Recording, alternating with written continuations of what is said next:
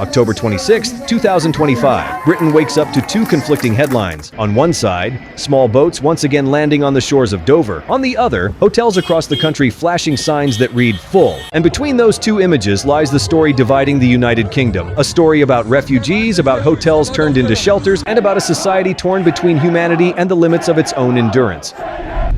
Imagine waking up in a quiet seaside town where the only hotel suddenly puts up a sign, "No vacancy." But the people inside aren't tourists, they're refugees. And from that moment, everything begins to change. From London to Manchester, from Kent to Scotland, the signs reading "Hotel Full" no longer apply to holidaymakers, but to tens of thousands of asylum seekers waiting to learn whether they'll be allowed to stay in Britain. Yet across the country, from the frozen coasts to the rain-soaked streets of London, voices of protest began to rise. Locals held up placards, banged pots and pans, and hurled eggs at hotel walls. Buildings that once welcomed visitors now fenced off as refugee shelters. Anger spread like wind through narrow old streets, fanning a fury that the government could no longer contain. But do you think these people protest because they hate refugees or because they feel betrayed by their own government? They ask, why has the hotel in my town become a refugee camp? Why am I paying taxes to feed and house migrants? And the bigger question, has the government lost control?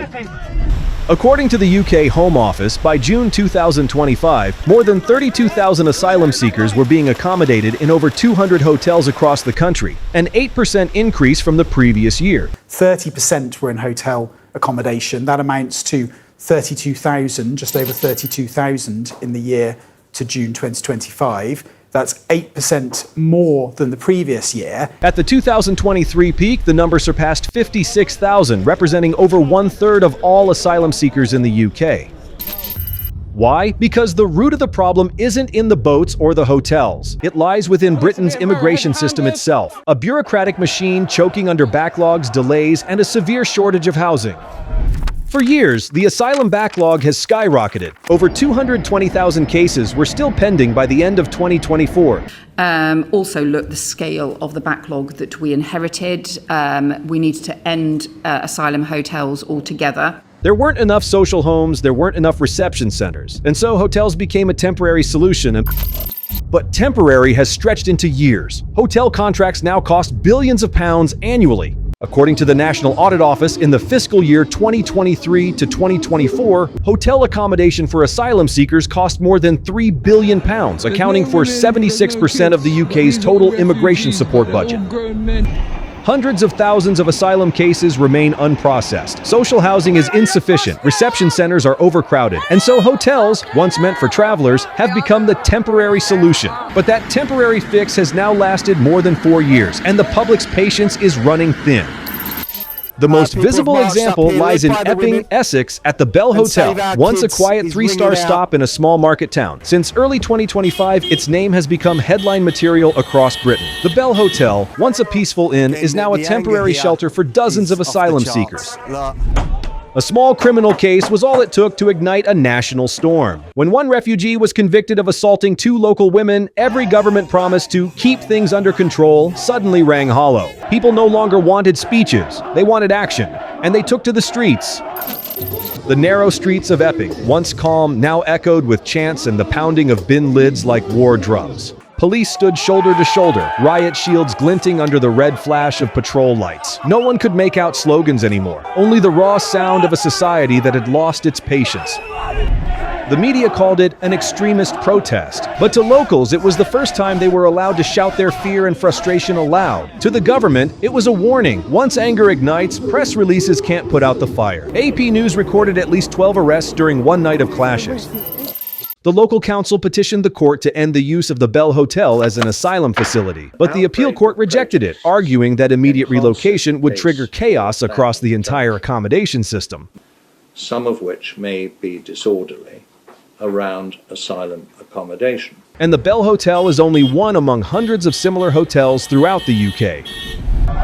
From seaside resorts to remote countryside villages, buildings that once hosted tourists are now refugee centers. And everywhere there is a hotel, there is now another protest. Ask the locals, and they won't say, "We hate refugees." They'll say, "We hate that the government hasn't been honest with us." Many residents reported they were never informed before nearby hotels were converted into shelters, shops suffered from lower foot traffic, tourism declined, and homeowners began to fear for property values and neighborhood safety. A woman in Kent told The Guardian, "We're not against compassion. We just want to know who's living next door and for how long." Many people grew angrier as taxes rose and living costs soared, while watching the government spend billions of pounds on hotels for asylum seekers. Several opposition politicians accused the government of being too slow and too weak in processing asylum claims, turning temporary hotels into permanent residences. Human rights advocates, on the other hand, warned that closing hotels without alternatives would leave tens of thousands of people in legal limbo, neither permitted to stay nor eligible for deportation. Amid rising outrage, Prime Minister Keir Starmer's government announced a pledge to end the use of hotels for asylum seekers by 2029. Well, we've said we'll get rid of them all by the end of the Parliament.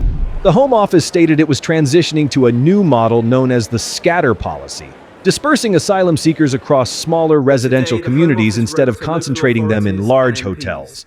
To inform them that we will now be exiting the first asylum hotels. Under the new model, the government will pay fixed 5-year rents to homeowners willing to share their humanity. A noble idea, until the tenant turns out to be the state and the occupants never leave. The goal, to ease local tensions and prevent large crowds from gathering in flashpoint areas. Yet the policy quickly drew criticism. Housing experts warned that long-term government leasing could further reduce housing availability for locals and push rental prices even higher. Some analysts argued the scheme was merely rebranding the problem, replacing centralized hotels with scattered ones without fixing the core issue. By now the crossings would have stopped, but by contrast, the numbers crossing the channel illegally have been the worst in history so far this year because this Labour government has completely failed. Meanwhile, the National Audit Office issued another warning. Without fundamental reform of the asylum processing system, ending hotel use will remain a promise, not a plan. You have a break clause coming up in these contracts next year. Please tell me you're at least considering breaking those contracts or at least substantially revising them. Behind the statistics lies a human story. Among the tens of thousands now living in hotels are young families, school children, and refugees fleeing wars in Syria, Afghanistan, Sudan, and Eritrea. They wait, often in vain. Many have spent over a year in hotel rooms, still waiting for their cases to be reviewed.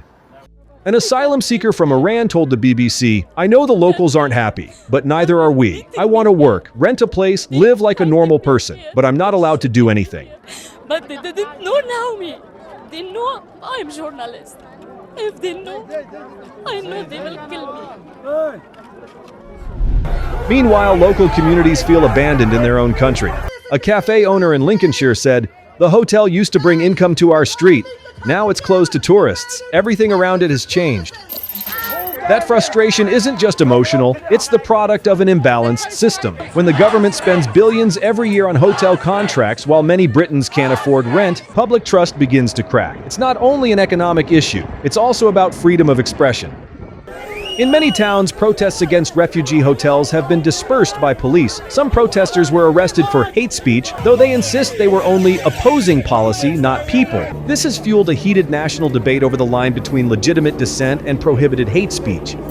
12,000 people a year arrested in the UK for offensive speech. According to the UK Ministry of Justice, over 12,000 arrests were made in 2023 for offensive speech online, a figure that for many signals that Britain is sliding down the slope of free speech. An expert from the UK Migration Policy Institute commented, "When people feel they're not allowed to say what they think, frustration doesn't disappear. It erupts elsewhere, usually on the streets." Naturally, this story cannot be separated from politics. Immigration and asylum have now topped the list of British voters' concerns, surpassing even inflation and healthcare. The ruling party faces mounting pressure, while the opposition seizes the moment to accuse the government of being weak, disorganized, and opaque. Prominent figures like Nigel Farage and several Conservative MPs have called for the government to close the borders and increase deportations, while centrist voices urge a comprehensive overhaul of the asylum process to reduce backlogs. Human rights groups, meanwhile, warn that politicizing immigration will only deepen social division. And so the question remains, and what future lies ahead?